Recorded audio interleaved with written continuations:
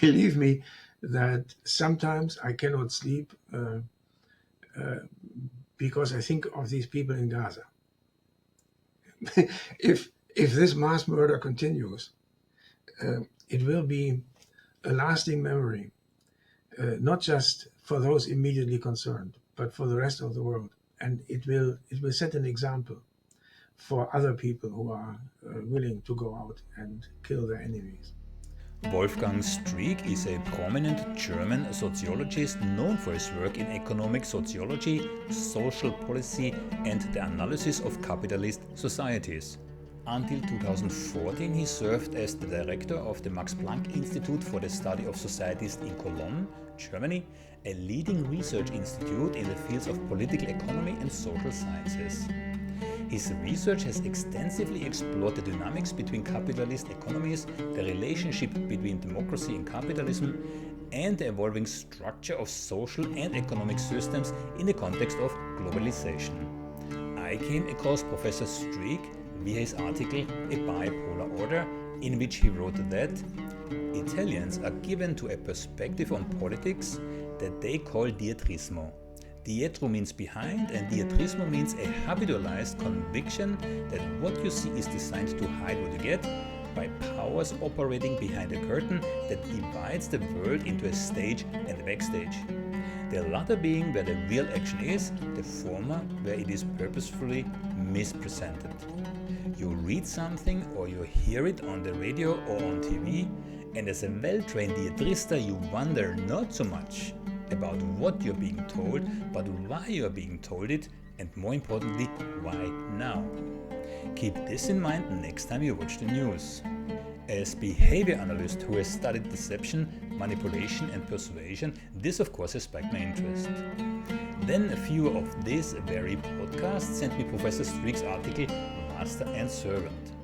This article reflects an author who is deeply critical of Israel's military actions in Gaza, viewing them as catastrophic and inhumane. The article is particularly critical of the role the United States and Germany play in supporting Israel, both materially and diplomatically. The professor's point of view implies a deep skepticism about the motivations and actions of the governments and politicians involved in the conflict. The text also suggests an underlying critique of how power dynamics and geopolitical interests influence the international response to the conflict and override any concerns for human life. If you stick around, you will find that the interview ends with a dire warning of things to come should we allow the genocide in Gaza to go by without consequences for the perpetrators, the facilitators, and their political supporters. Professor, Dr. Wolfgang Streeck. What a pleasure having you. How are you? I'm fine, thank you. Did I forget anything? Professor, doctor, is there more? No, there's more, but I won't tell you. Okay, very modest, yeah. You are a German economic sociologist and emeritus director of the Max Planck Institute. Yeah, for those who don't know, Max Planck was the theoretical physician who basically came up with the quantum theory, and he won a Nobel Prize in 1918. How did you become the director of such a prestigious institution? No, that institution has, I think, about 60 different research institutes, and I was the director of one of them. So not the direct successor to Max Planck, but Max Planck has lived a long time ago. Now we're alive here. Yes, very, very true. We have agreed we're going to discuss the situation in the Middle East, specifically Israel and the Israel-Palestine conflict, in lack of a better term. I have seen you speak very eloquently about the topic, right?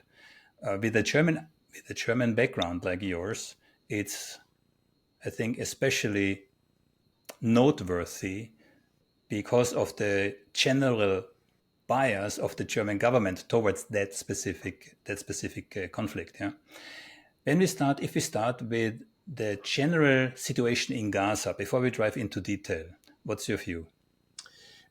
On general situations, it is hard to have a view because the situation is not general. It is very specific. But but if you, I'm not speaking as a representative of any German government, or for that matter of the German people, but I'm speaking as an observer of these unbelievable events that are now taking place after a period in Europe when when we felt that we could rely on lasting peace and at least in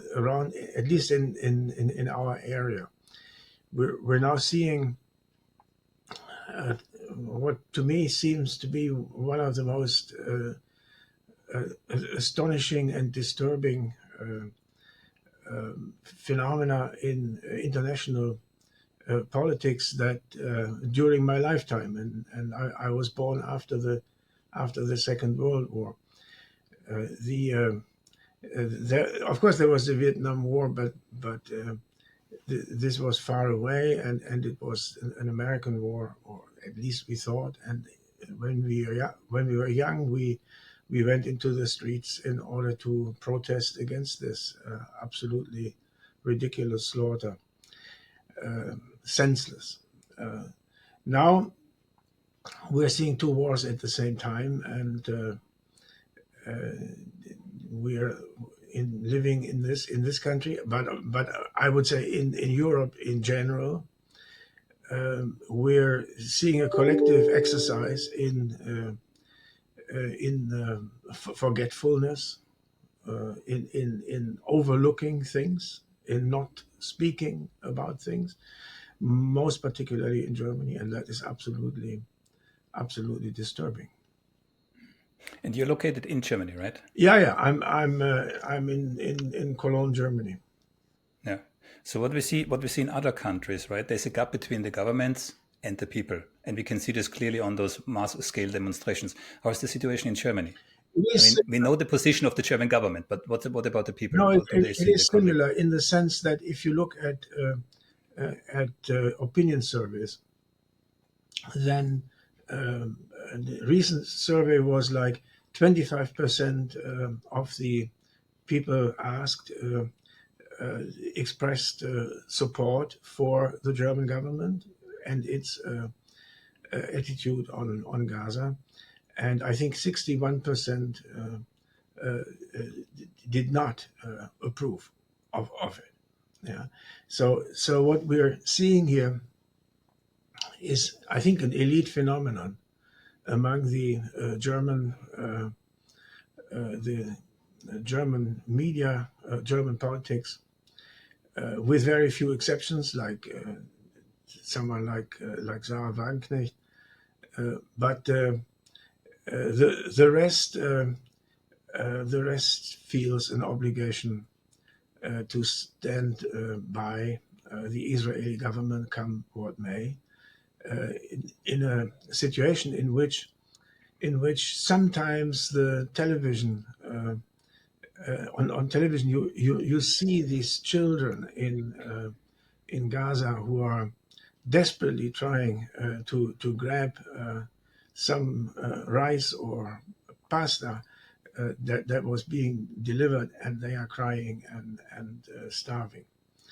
And sometimes our television people cannot avoid showing these pictures, but only for 2 or 3 seconds.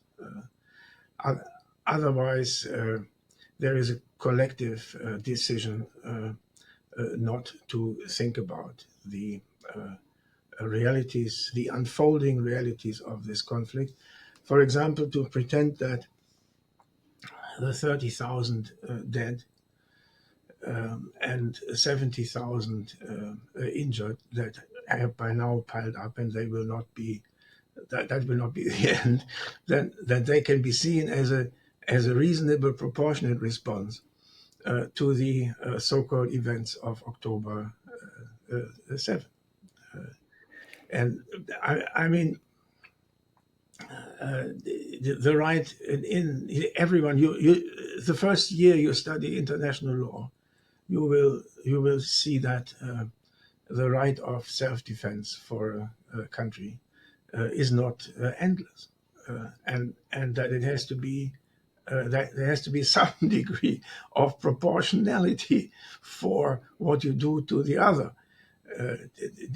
Quite apart from the fact that we don't know whether this is, in technical terms, a war. After all, this place has been occupied by Israel since 1968, and in occupied areas, there is a special international law which requires an occupation power to ensure that people who live there in safety and have enough to eat. The public order is to be maintained by the occupying power, and there is the additional obligation for an occupying power to try to end the occupation as soon as possible with some sort of settlement. Nothing of this can be observed there. And most commentators, political or otherwise, negate the fact that there was actually something prior to October 7. Yeah. I mean, even in the UN, Guterres, when he said October 7 didn't happen in a vacuum, the Israeli, I think it was the Italian ambassador, Israeli ambassador, right? Yeah. He almost exploded. Yeah. It's absolutely unbelievable. This place, Gaza, has been sealed off for 16 years. For 16 years, with 2.2 million people in them, and Israel completely controlling entry and exit during 16 years, in which the per capita income in this place, according to United Nations statistics, probably roughly halved, and if in this country also, if you say October 7 didn't happen in a vacuum, there was a prehistory which extends back to the massacre in the refugee camps of Sabra and Shatila. In Lebanon. In Lebanon, but by the protected by the invading Israeli army, which led in the blood dogs, the so-called Christian militia from Lebanon, with a clear intention to murder whatever moved in this place. And they gave them 2 days, sealing off the camp, allowing them to do whatever they pleased. In fact, they even sent devices that sort of lighted the place during the night, in order for the murderers to find those that were to be murdered. I think we're talking 1982, which marked the point when Israeli politics or policy and politics gave up on the two-state solution, and was clearly went towards a complete domination of the occupied areas, like Netanyahu today insists on. One has to say, and I always repeat this when one talks about this, that after Sabra and Shatila came out, and the commanding general, later he became prime minister for Ariel Sharon, sort of said in the Israeli parliament, it wasn't us, the others did the killing. Yeah, the others did the killing. We have clean hands.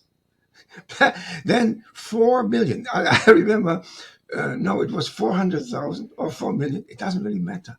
A huge mass demonstration by Israelis against this absolute decrepitude.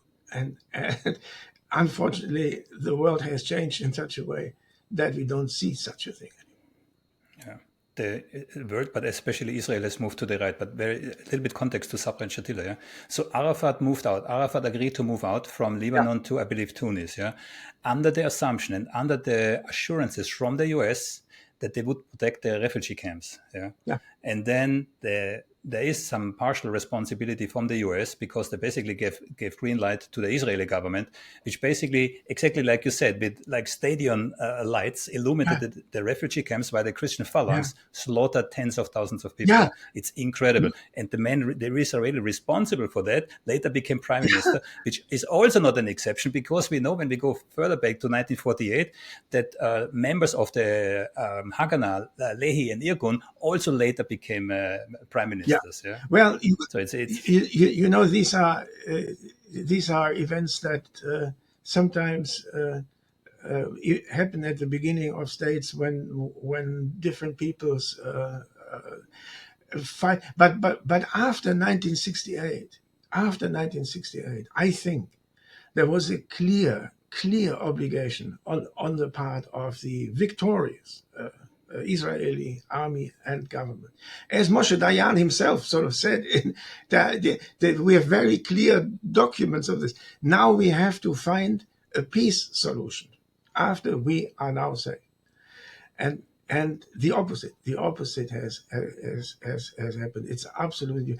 And you know, another thing that that people should be aware of, but that in this country, or in most European countries, you cannot even mention. It is the absolute technological superiority of the Israeli army, and it means that they have almost no losses in these things. The killings of 30,000 people were accompanied, and I took this out here, accompanied by 235, which is a kill ratio of 1 to 128. Yeah, we had that before in the Operation Cast Lead over Christmas and the New Year. I think when it was a couple of years ago, also in Gaza. Almost the same. The Israelis had about 6 or 7 dead, and the others had more than 1,000. And you know, these things are sort of incommunicado. It is impossible to mention this in civilized society here. Even the fact that Israel is a nuclear power. Yeah. It is something, and not just a nuclear power. One of the apparently one of the best equipped nuclear powers, in part with the help of Germany, that has built these these submarines that I think 6 of them they now have. That can be equipped with missiles that can carry nuclear bombs. A submarine is very, very hard to detect, and I tell you, a quality manufactured German submarine is probably even harder to detect than any other submarine. So they can be anywhere, and they can be threaten anyone in the area at any moment. not only in the area, globally. Yeah. You just said something interesting. So the Germans built those nuclear submarines, right? That means they have to have the technological know-how. Yeah. And now I'm hearing in the background that some think tanks in Germany consider a German nuclear bomb. Yeah. So the know-how is already there. Yeah. You know, Germany signed the Nuclear Non-Proliferation Treaty in the early 1960s, and it is one of the main trophies of the Americans for the following reason. The United States, after Germany had finally given up on anything related to the use of nuclear technology for defense purposes, they were able to dislocate their own nuclear arms on German soil. We don't know how many nuclear devices they have here. It's an American state secret. They have all sorts of military. They have 30,000. About 30,000. Some people say a friend of mine 40. who is a friend of mine who is in the Bundestag says about 40,000 American troops on German soil, equipped to their teeth. And the Germans were always like, will they actually defend us with nuclear arms, because we don't have any. That was during the Cold War, and they considered the 40,000, let's say 40,000 American troops, as a sort of Occupation. the insurance thing. If someone else attacks them, then the Americans would. No, okay. But now you are right. Even a newspaper like the Frankfurter Allgemeine, which is sort of the New York Times of Germany, discusses openly, in the case that Trump becomes American president, that Europe needs nuclear arms. And of course, Europe already has nuclear arms, which is in France. But the French have always refused to extend a nuclear guarantee to Germany. The point, I think, is that they don't want to sacrifice Paris for Berlin, which is probably a reasonable position to take. Yeah. Now, since the French don't want to Europeanize their nuclear arsenal, there's serious discussion in Germany that then we would need nuclear bombs. Now, how anyone can propose this without at least thinking of the possibility that the moment Germany would resort to nuclear arms, there would be some sort of unrest, to put it mildly, in Moscow. There would, if I was a Russian general, which I'm not and will never be, I would really get concerned. I would Nervous, yeah. I would think about what to do. Yeah. On the other hand, American nukes are already there, so the distance doesn't get shorter. No, that is true. But you don't know what the Germans are going to do, especially if you're Russian. You see, you have certain memories of the. No, I think people are out of their mind here. Yeah. Especially if you consider that Germany now has a pact with Japan, ironically, which were actually fighting against Russia in the Second World War. It's just crazy. But if you come back to Israel, so there is clearly a nuclear double standard. Yeah. So how can any sane observer reconcile this double standard, let's say, between Iran and Israel? If the sane observer is a complete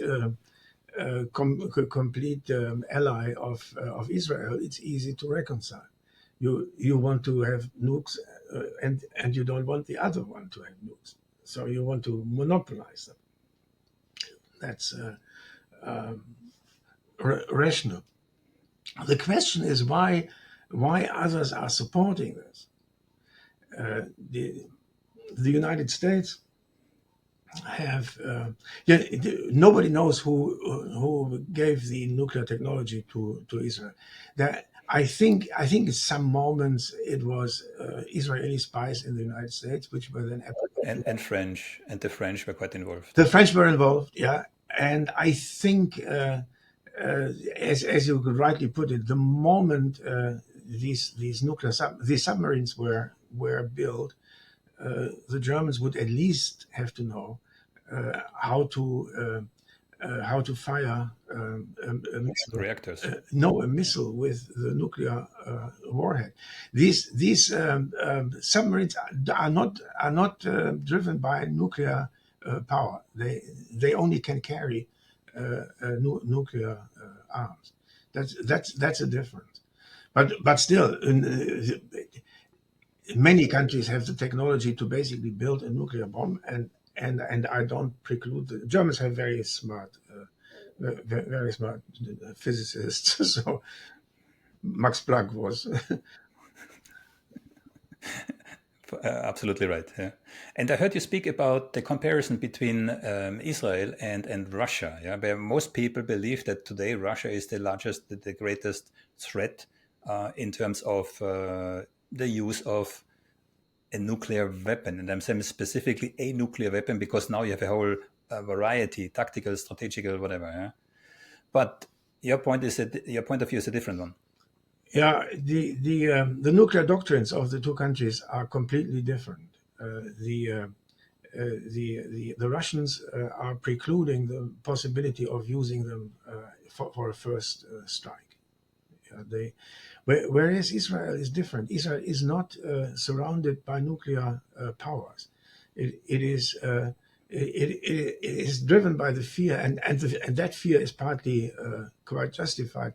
That if they can't make peace, then they would be surrounded by a number of countries that have many more people than they do. So they depend. If they don't want to settle in some way, they first need to depend on the United States to protect them, whatever happens. And for a long time, this has worked. But I think as a second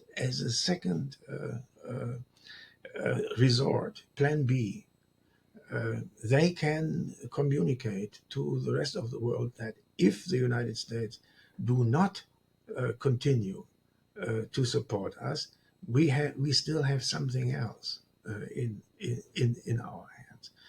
And as you know, Israel does not publicly confess to being a nuclear power. They leave the rest of the world, especially in the area around Palestine, with a feeling, with a certain doubt. This is sort of the doctrine of uncertainty. Former prime ministers sometimes say on the side that by and large we also have a nuclear bomb, but it's not yet official military doctrine, and that is a powerful thing in itself because it makes others feel that if they in a war with Israel go too far, these people would actually be able to use this, and they might use it.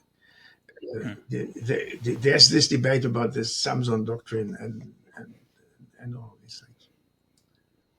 Yeah, that's the Samsung doctrine is the last resort nuclear strategy. Yeah, Yeah, that's the yeah, one. yeah. Yeah, but then you have the hypothetical first use. So I have a double-pronged question for you. Do you see a scenario where Israel could, as a first strike, yeah, use a nuclear weapon? No, Right? I Yeah. don't see that. Okay. And okay, not at all. But you see, 2 years ago, I wouldn't have said that this Gaza thing could happen. No, I don't know. But if you think about it, you need a lot of imagination to think about a situation in which that could happen. It would be absolutely against the will of the United States. The US cannot have such a thing. But Yeah, there's some people who say the US has long ago lost the yeah, it's control possible. over It's Israel. quite possible. They no longer. It's, Yeah. it's quite possible, but we're here in a matter of speculation, and I've never been in a meeting of the Israeli uh, mi- military staff, so Yeah. high command. Okay. Yeah. Behind the scenes power plays, yeah, what you already indicated, this kind of elusive Yeah, potential of Israel having nuclear weapons. How does this influence the negotiations that Israel has with his allies, but also with his I don't want to say enemies, but you know, yeah. They countries they like have enemies, no yeah. doubt about it. Yeah, no, we can only fantasize about or imagine, but if we use our intelligence. If I was the president of the United States, I would be concerned that uh, if they get the impression that I'm no longer on their side, they might do something that could really destroy so many things that things get absolutely out of control. That would be I think reasonable to assume. Yeah, it gives them Yeah, bargaining power in the relationship with the United States. yeah. But if Israel would go that way, I mean, that would mean the loss. I mean, that's actually a question. Would that mean really the loss of American support? Look, maybe next year this time Trump will already be back in the presidency, and I have never heard a word from Trump that would be critical Of Israel, of Israel. Maybe for Netanyahu, the thing is simply to hang on until November, and then Trump will be back in office, and from then on he can do what he wants. So is the Israeli nuclear bomb now a factor that contributes to stability or the opposite? Depends on what you mean by stability. True. Yeah, So Netanyahu's interpretation of stability was to keep the Palestinians as much down as yeah, possible. That's fine. So not to resolve the problem, but to manage it. yeah, Yeah, yeah, yeah, that's also a type of yeah, yeah. stability. It's like these 16 years, these 16 years of Gaza being sealed off. The Israeli military had this expression, mowing the lawn. Yep. Yeah, they're unbelievable. What it means is you sort of listen around, and some sort of leaders grow up who might be dangerous to Israeli supremacy, and then you mow the lawn. You send F-16s that are armed with missiles that can actually sneak in your living room. Yeah, and and the and and then they kill them, and they wait until the lawn sort of Grows again. grows again. Unbelievable. And it could be said in public. It was reported on it. It wasn't seen as the obscenity that it is. Yeah, it was taken like, yeah, that's the way they do it. They manage discontent by eliminating potential leaders of a resistance movement. Yeah, the, what one also has to, since we're talking about the way this thing is discussed, what one also has to really think about is this enormous, as I said, imbalance in technical capacities. That means that that Israel has about 250, I think, fighter bombers, which are F-16s, not the most advanced, but really advanced American military aircraft. Hamas doesn't have a single helicopter. Yeah.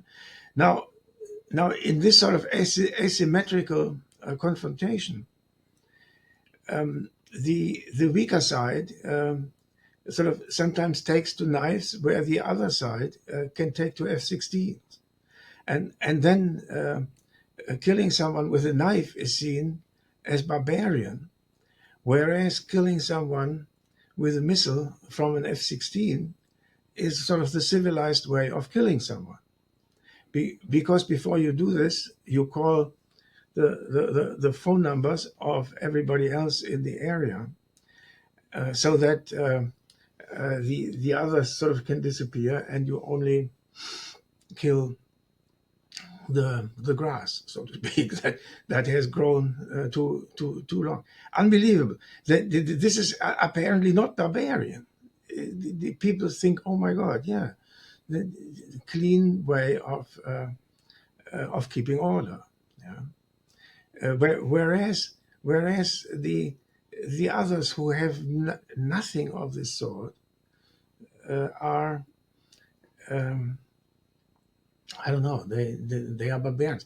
Take this other thing about the missiles that Hamas apparently shoots on.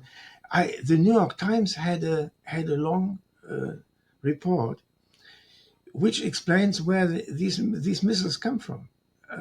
They are the 10% of the how do you say, the ammunition that the Israelis fire on Gaza. The 10% that do not explode, which is the normal rate. The Hamas folks sort of collect these things and try to sort of use these components. the components in order to fire back, which normally doesn't work because it never hits anyone. But I didn't know that these were sort of second use failures of you must imagine how many of these things the Israelis are firing every day, so that the 10% failures actually can make for some sort of artillery. Incredible, yeah, incredible. Yeah. Information war. Also, Israel is very sophisticated when it comes to PR, Yeah, right? yeah, sure. They've from the very beginning very, very potent slogans like "a land without people for a people without land," or the most moral army in the world. If I say I'm a behavior analyst, yeah, I say to people these are excellent slogans. Yeah, people then say, "What do you mean?" Well, they're excellent because they work, and they work now for 75 Yeah, years, yeah, and still people believe it. They're nothing but a slogan. Yeah? So in that respect, Israeli information warfare is very good. They have army units who participate, yeah? And that's the reason why, as you said at the very beginning, the most the German population is seeing is a glimpse of what's really happening on the yeah, ground, yeah. and that's the reason that the Israelis can do it, I believe, because if really the whole populations of Europe or even America would see what really is going on, this war would be over in a day. Yeah, Yeah, I believe in the inherent goodness of the people. If the majority of the people really would know what's going on, this war would over. they must This war also have would be the over. power, and of course, in the United States is a strange place. I lived there for, I think, 12 or so many years of my adult life, and it's a strange place in the following sense. It is sort of located on a huge island, the continent of North America. It has two borders, one in the south and one in the north. These borders aren't really borders because Canada is 75% United States, and Mexico is sort of occupied by American anti-narcotic troops. Yeah, so all they have is these two coastlines, and And fish. yeah, and sometimes some devices from China balloons sort of fly across the country, but the effect of this is that they can do in the world whatever they do without this ever hitting them at home. Yeah, uh, during the Cold War, this was slightly different, and they were sort of less enterprising. But since 1990, the American troops, American military, CIA, has become incredibly enterprising because they know that of the many things that are possible, one is impossible, namely that the Navy of Iraq will sail up Chesapeake Bay, stop in Washington, D.C., and demand the extradition of George W. Bush to be taken to the International Court in Den Haag. That is completely, absolutely impossible. They they can do in Iraq what they want. They even sort of usually they end their missions when they are not yet accomplished at all because they just lose interest. It is not important for them to win a war. Latest example, Afghanistan. Afghanistan is an example. They also have these kill ratios. I mean, they almost never lose since the Second World, since the Korean War. There are almost no American losses. You said kill ratios. Yeah, Madeleine Albright yeah, stated on CNN that she found it justified that 500,000 Iraqi children were starved to death. The reporter was startled. Yeah, yeah, yeah, by her response. yeah. Um, Kill ratio. That's what you said. the kill ratio is sort of in the terms of the American military is the relationship between our casualties and the casualties of the other side. And in the Vietnam War, Americans lost about 50,000 people in Vietnam in a period of 20 years. 50,000 in 20 years. When the Vietnamese lost between 2 and 3 million, which cannot be counted because the way they were killed, they left very often left nothing of them because they were all burned. And in the 1960s, the United States had 50,000 per year, 50,000 travel accidents in car travel, death. I mean traffic death. Yeah, the same number as they had in 20 years in Vietnam. So the Americans can afford these unbelievable légèreté. Yeah, they don't have to think much about it. They can nothing. You have to say that they also don't take good care about their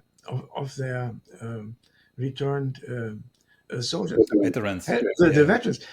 I mean, enormous numbers among American drug deaths are former veterans of the foreign war. And one active duty military, I'm not sure it was a pilot, active duty military, a young guy, 23, just burned himself like 2 days ago. Yeah. I mean, what a terrible Yeah. way to go. I think you said you were a behavioral scientist. I really subscribe to the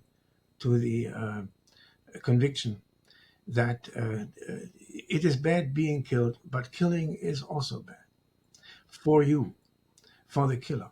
Yeah, it turns you into something else, and it is not just good to kill. It's bad or it's not just bad to be killed, but it's also bad to kill.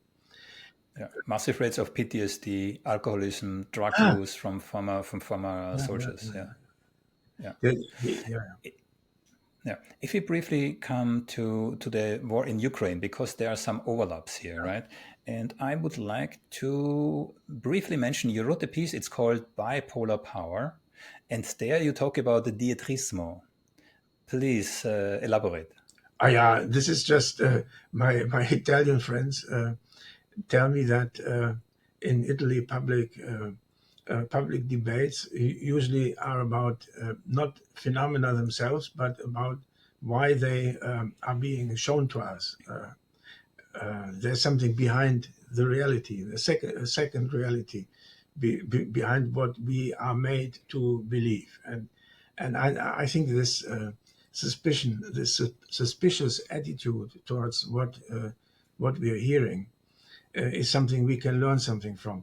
As you said about the management of public information and public opinion, I think this has become much more sophisticated from war to war, and what we are seeing, what we are shown, is what we are supposed to see, and there is a lot of things that we're not supposed to see, and that in some way are being cut.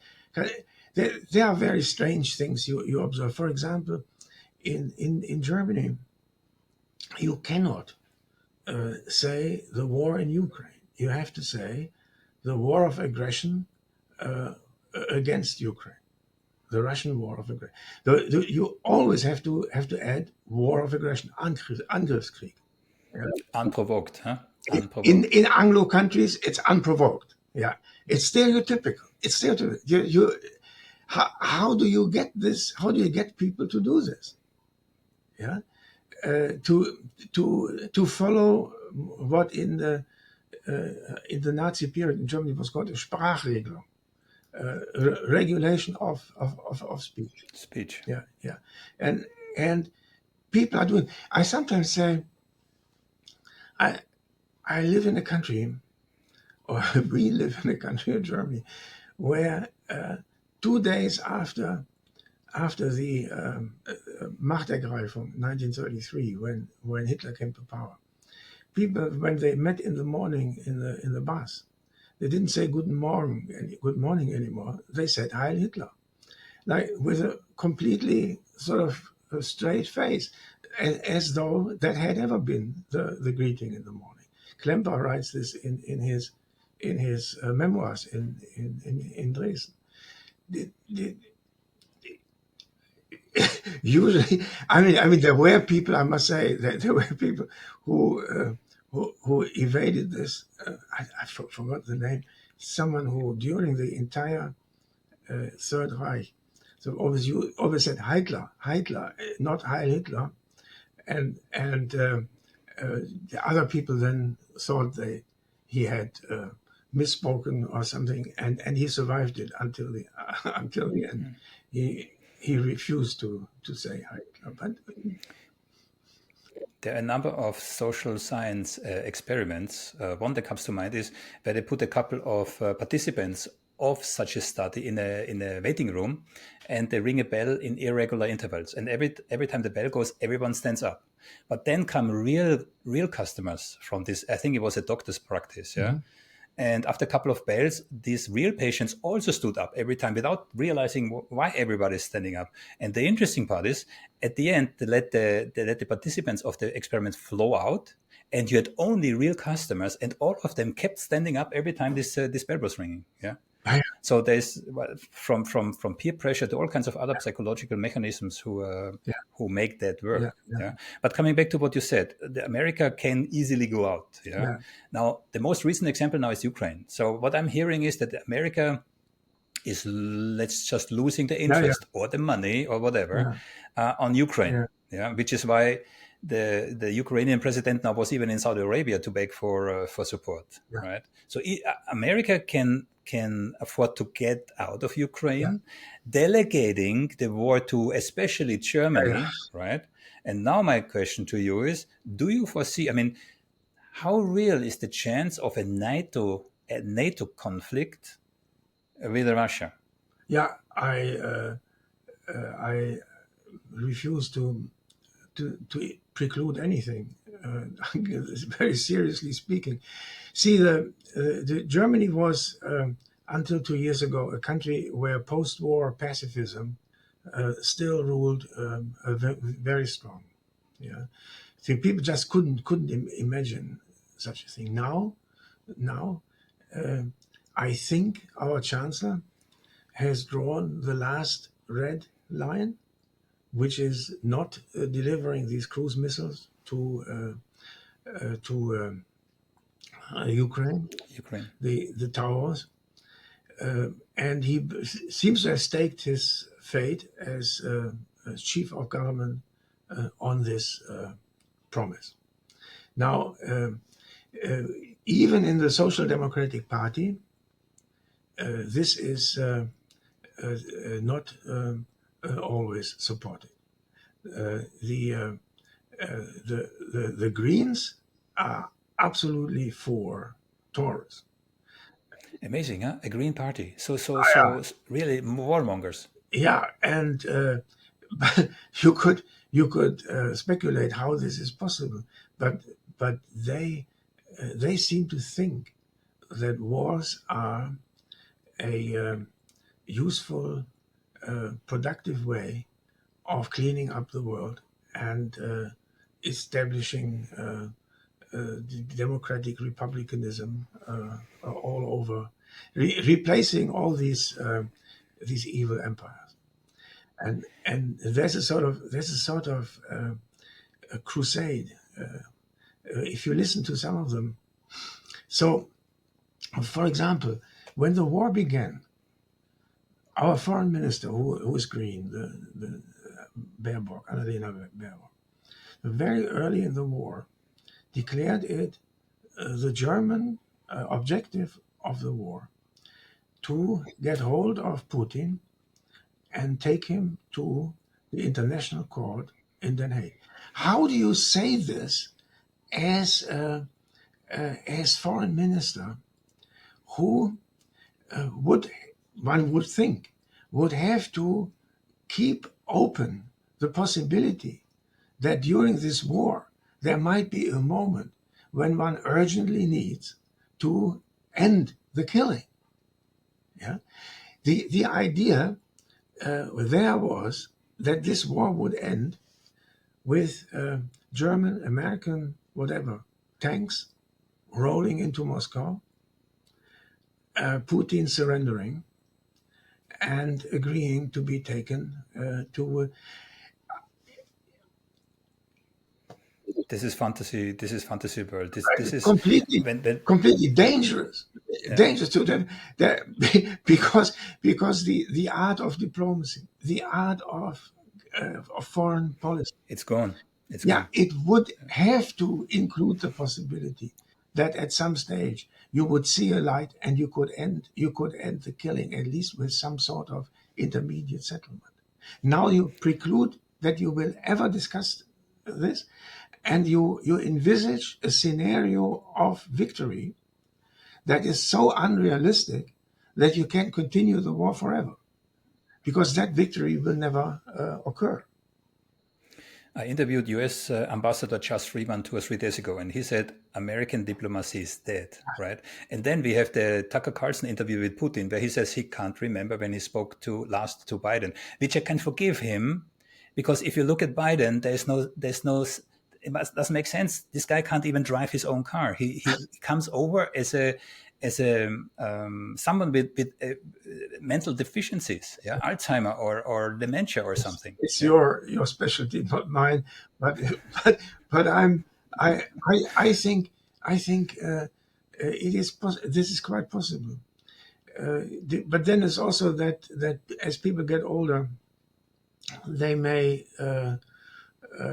feel more responsible for the world that they leave behind when they die.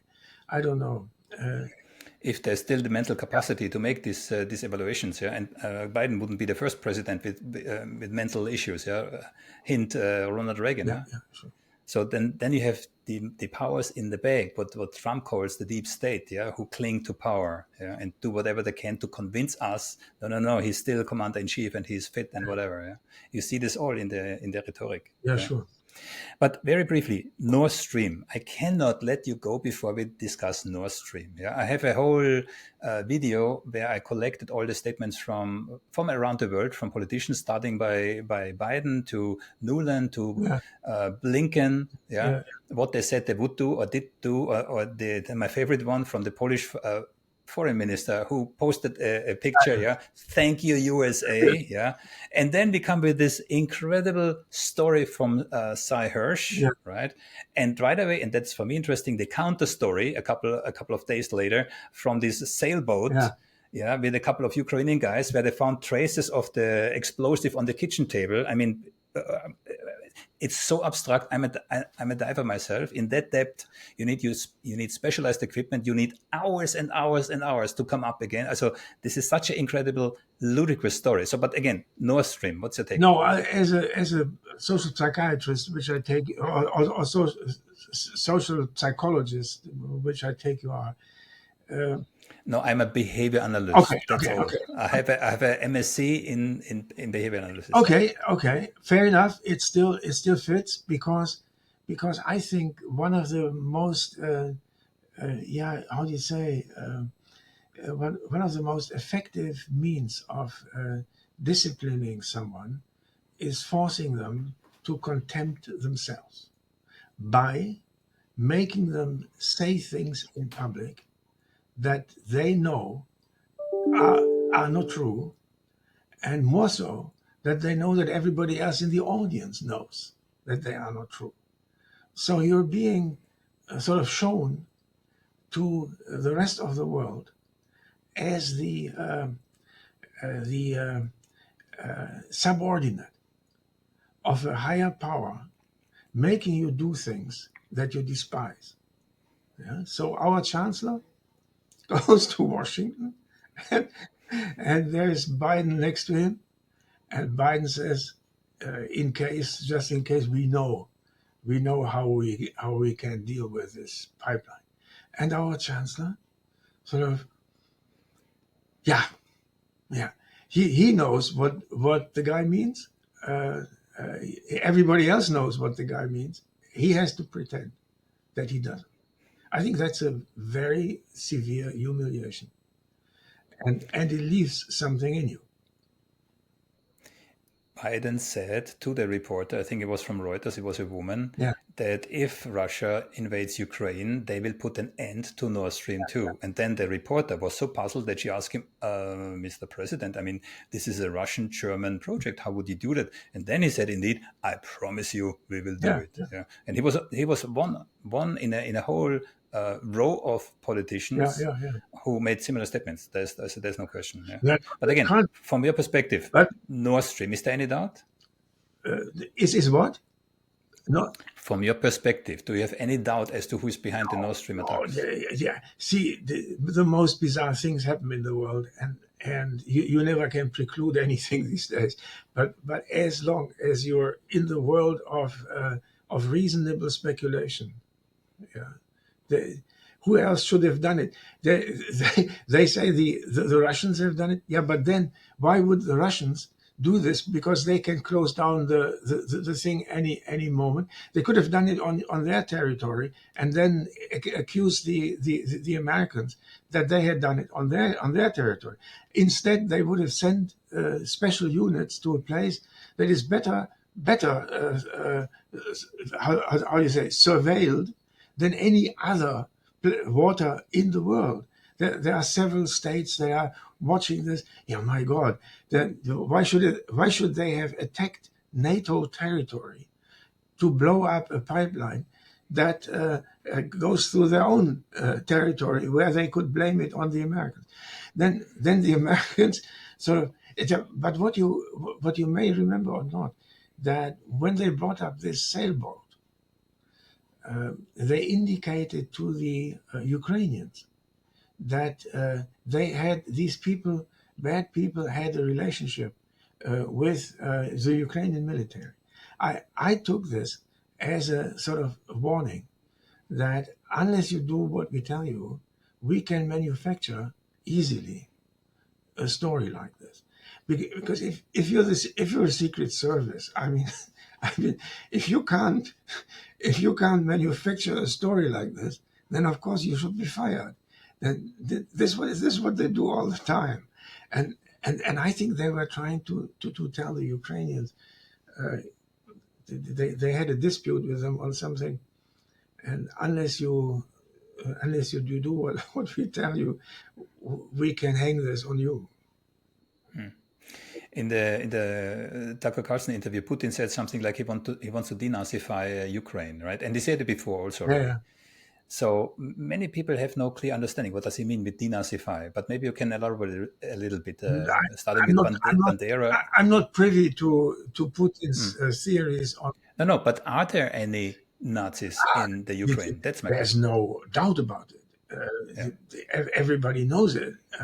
The Bandera faction is still in government. One of their representatives was ambassador to Germany, and basically specialized in insulting German politicians. They were happy. They somehow never did do anything about it. This guy Bandera, the leader of the Ukrainian fascist movement in the Second World War, died in Munich, together with a lot of other Nazi collaborators that after the war sort of were brought into Germany. And he has a grave on a cemetery, as everybody else has. And every year, the governor, the ambassador of Ukraine went to Munich to lay down a wreath at the grave of this guy Bandera. Yeah, it was known. No problem. The Frankfurter Allgemeine interviewed him several times. In one of those interviews, they asked him, "Do you have no friends, no Russian friends?" And he said, "No." And they said, "Why?" And he said, "Russians buy whatever. They can only kill you. They will always kill Ukrainians." He had a sort of fascist view of what Russians are like. Yeah, they kill Ukraine. Therefore, he could not. Then he, in that same interview or later, he urged the German government not to allow Russian dissidents into Germany that were running away from Putin, because whoever they are, on whatever side they may be in Russia, they are Russians, and Russians kill Ukrainians. Yeah. This guy was sort of alive and kicking in the in the German capital, and reading this, you would really get a feeling that this man is deeply is a fascist character, and there may be some. Does this explain much? You will remember that Zelensky was elected with a majority of, I think, 2/3 of the vote on a Minsk agreement platform. Yeah, For peace. for peace. So putting off the Crimea thing into the future. So deep federalism with respect to the Russian areas in Ukraine, and all of these things. And then at some point, he turned around. Why? I don't know. But after the Americans had sort of left Afghanistan in panic, the American president probably thought that he had to show that he still was a tough guy. And then he sort of refused these various attempts of the Russian government in the in the winter of, I think, 21 to 22, to negotiate a statute for Ukraine. And of course, the Boris Johnson's intervention in the Istanbul negotiations is also known. My theory, I'm retired, so I'm reading all this stuff. My theory on this is that the European Union and the Americans, and especially Boris Johnson, promised the Ukrainians in March 22 that Russia would break down as a result of the economic sanctions that same summer, and therefore they could have the real prize, which is all the pre-war borders. And that was completely wrong. And I think only on the assumption that you could break down, that you could defeat Russia economically, and then in a short period, a sane person would have would have accepted a revision of the original war aims or policy aims to this maximalist goal that they are now pursuing. And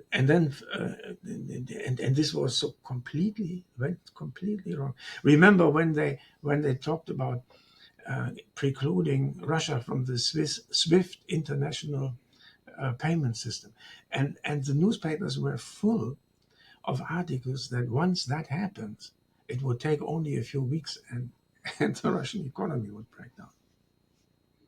Today, the Russian economy does better than the German economy, which brings us back to Nord Stream.